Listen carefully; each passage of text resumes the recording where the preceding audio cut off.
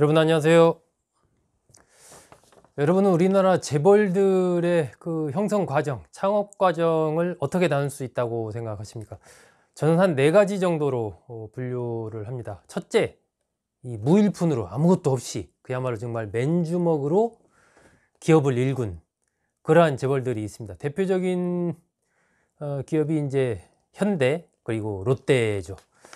현대 창업자 정주영 회장은 그야말로 인천 연안부두에서 공사장에서 공사하면서 거기서부터 시작해서 쌀가게, 또 자동차 회사, 건설 회사로 이어지는 이런 과정을 통해서 오늘의 현대그룹, 현대차그룹, 이른바 범현대의 그걸 일궜죠. 롯데도 마찬가지입니다. 신격호 전 회장이 이 한 달치 공무원 월급을 들고 일본으로 갔으니까 지금으로 치면 뭐 한 400~500만 원 정도 들고 일본으로 가서 오늘날 롯데그룹을 만든 거죠. 이게 무일푼 창업. 두 번째는 이 토지 자본이 성공적으로 이 산업 자본으로 전환한 그런 재벌들이 있습니다. 삼성과 LG가 대표적이라고 봐야 되겠죠. 경남 그쪽을 기반으로 해서 이미 한 해에 수천석씩의 쌀을 생산하던 그런 토지 자본가였는데 이 시대의 격변 속에서 성공적으로 이 산업 자본으로 변신한 그런 재벌들입니다.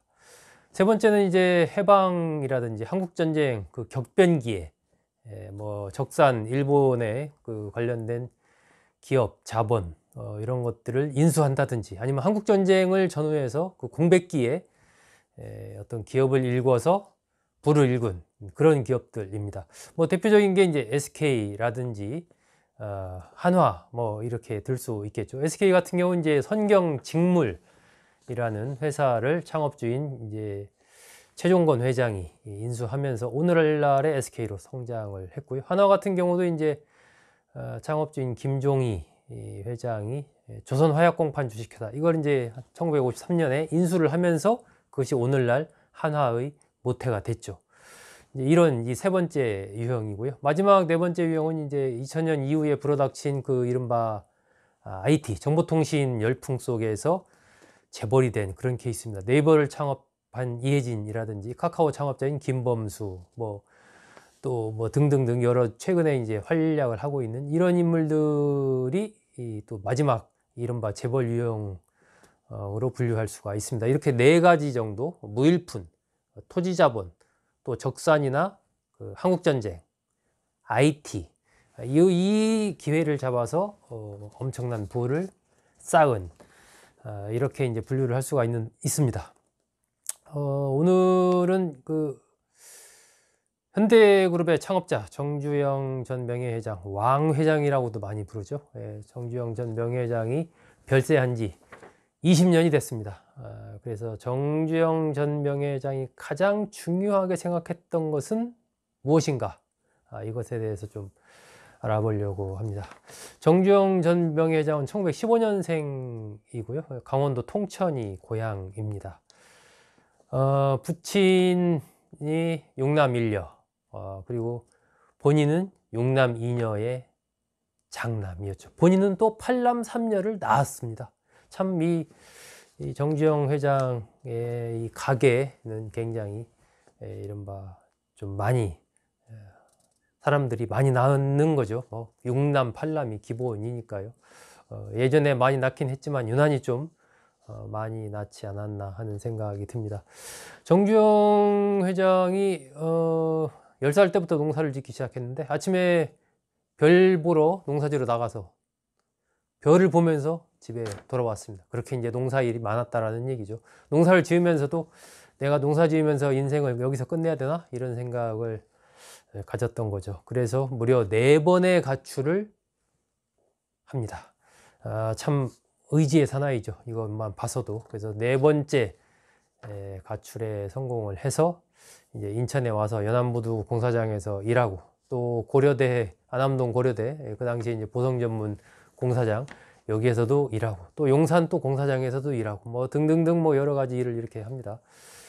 그러면서 이제 쌀가게에 취업을 하게 되죠. 복흥상해라는 쌀가게에 취업을 하게 되고 이 북흥상의 주인이 정주영 회장을 잘 봐가지고 4년 동안 일을 했는데, 이 쌀가게 주인 아들이 있었는데 그 좀 만주 가서 놀고 이런 남봉꾼이었던 거죠. 그래서 아들한테 물려주느니 차라리 당신한테 물려주겠다 해가지고 정주영 회장에게 이 쌀가게를 물려줍니다. 이것이 이제 지금 오늘 말하고자 하는 핵심이 바로 여기서 나오는 건데요. 정주영 회장이 가장 사업을 하면서 중요하게 생각했던 것은 무엇인가? 이겁니다. 바로 신용입니다. 신용. 정주영 회장은 처음에 이 쌀가게 주인으로부터 무슨 뭐 진짜 무일푼으로 신용만으로 이 쌀가게를 받은 겁니다. 그때 깨달은 거죠. 돈보다 중요한 것이 신용이구나. 사업을 하려면 신용이 있어야 되겠구나. 신용이 있으면 사업에서 성공할 수 있다. 이렇게 이제 생각을 한 거죠. 이 쌀가게를 인수한 것도 그렇지만 그 뒤에 이제 아현동에서 아도니스라는 이 자동차 수리 공장을 또 인수를 합니다. 근데 뭐 정주영 회장이 돈이 있나요? 평소 쌀가게에 있으면서 거래하던 정미소 사장을 찾아갑니다. 찾아가서 돈을 빌려주십시오. 얘기를 해서 그 당시 돈 3,000원. 글쎄요. 지금으로 치면 얼마나 될까요? 꽤 큰 돈이라고 생각이 드는데 3,000원을 빌립니다. 그리고 주변 이렇게 저렇게 해서 5,000원으로 이 아도니스를 인수를 하거든요.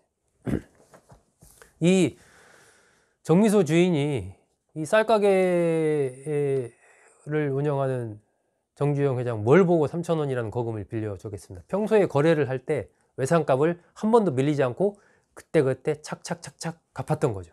그래서 저 젊은이는 믿을만 하구나. 이렇게 해서 3,000원을 빌려줘서 아도니스를 시작을 한 겁니다. 근데 아도니스를 했는데 한 뭐 25일쯤 지났을 때 이게 또 불이 났어요. 종업원 실수로 불이 나서 그냥 그 공장이 다 타버립니다. 망하게 생겼어요. 그때 정주영 회장이 다시 이 사람을 또 찾아갑니다. 찾아가서 당신이 빌려준 3,000원 다 날리게 생겼으니 다시 내가 갚으려면 돈을 더 빌려주십시오. 그래가지고 3,500원을 이 사람이 다시 빌려줍니다. 빌려준 사람도 대단한 거죠. 빌려줬는데 다 망했는데 다시 찾아와서 갚아야 되니까 내가 돈 벌어서 갚을 테니까 다시 빌려주세요 하는데 선뜻 3,500원을 빌려줬다는 것은 그만큼이 정주영 회장의 신용을 높이 평가했다라는 거죠. 이 두 번째로 정주영 회장이 여기서 신용의 중요성 이걸 이제 깨닫게 되는 거죠.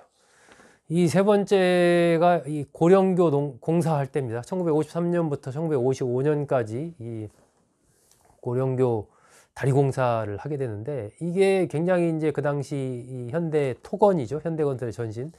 여기서는 굉장히 중요한, 굉장히 큰 공사였습니다. 그런데 하다 보니까 경험이 많지 않고 그러다 보니까 공사비가 엄청나게 많이 들어간 거예요. 애초 계산보다도. 그러니까 종업원들도 뭐 월급도 못 받고 하니까 뭐 데모도 하려고 하고 뭐 여러 가지 힘들어진 거죠. 하지만 이 상황에서 정주영 회장은 신용을 지키기 위해서 반드시 이걸 무슨 수를 쓰더라도 완공을, 준공을 해야 된다. 이렇게 해가지고 동생 집, 매제 집, 이거 집을 다 팝니다. 팔아가지고 그 돈으로 공사비를 충당을 하면서 이 고령교 공사를 준공을 하죠. 이것이 이제 또 정주영이라는 인물에 대한 신용을 담보하게 된 그러한 아주 중요한 사건입니다. 이거 외에도 뭐 많은 이 신용과 관련된 말할 수 없는 많은 것들이 있습니다. 오늘 제가 말씀드리고 싶은 것은 어쨌든 정주영 회장의 그 이른바 성공 막후에 있었던 가장 중요한 것은 신용이다 라는 얘기입니다. 그렇기 때문에 정주영 명예회장이 신용과 관련해서 얘기한 뭐 그런 이 말들이 많이 있습니다. 대표적인 거 두 가지만 이렇게 들면은 이익이냐 신용이냐 둘 중에 하나를 선택하라면 나는 신용을 선택하겠다. 이런 얘기를 정주영 회장이 한 적이 있습니다. 사업은 잃으면은 재기할 수 있지만 신용을 잃으면은 재기할 수 없다. 신용을 잃으면 모든 것을 잃는 것이다.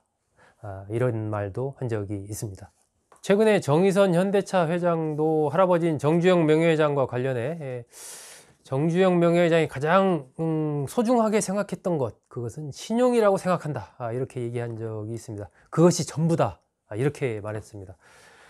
결국은 그런 신용이 바탕이 돼서 오늘의 현대그룹, 현대차그룹이 됐다라는 것이죠. 자신이 가장 본받고 싶은 것도 할아버지의 그러한 신용이다라는 맥락이 그 안에 숨어 있습니다. 오늘은 정주영 명예회장 별세 20주기를 맞이해서 정주영 명예회장이 사업을 하면서 가장 중요하게 생각했던 것은 무엇인가에 대해서 알아봤습니다. 네, 여러분 감사합니다.